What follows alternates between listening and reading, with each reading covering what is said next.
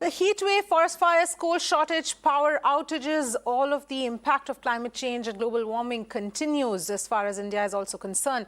Several states are reporting record power cuts amid sweltering heat waves. Jammu recorded its hottest day of the season so far as mercury touched 40 degrees Celsius. Protests against power cuts and water crisis continued in different parts of the Union Territory.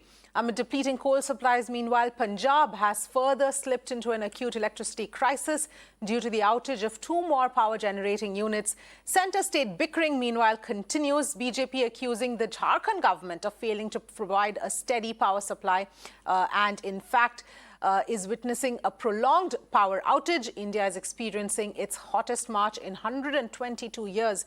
Electricity demand is further expected to rise at its fastest pace in at least 38 years.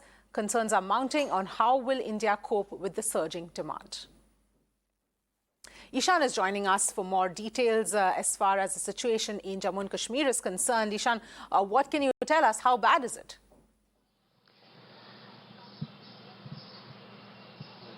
Well, these are very long power cuts, and experts believe this is the worst power crisis in the summer season in Kashmir Valley, because in summer people wouldn't have much of the appliances to use, and that is why there would be sufficient electricity every year. But this time is different. 1700 megawatts is something which is required, and only 900 megawatts is something which the local hydropower projects are capable right now to produce electricity. There is all sort of electricity that is being purchased. This figure also includes electricity that is purchased from outside.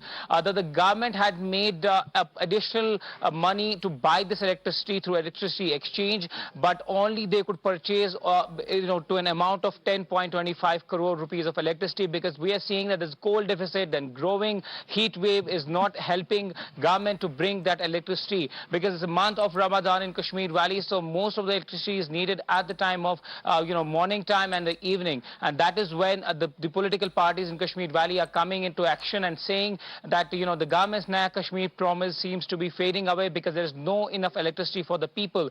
People with the industries, all those people who require electricity on a daily basis are suffering for around 4 to 5 hours of electricity cut in half a day is something which is really affecting the common man, and something which people are now being told that there will be additional electricity that the union government is trying to send to Kashmir Valley to bring about a relief in this month of Ramadan.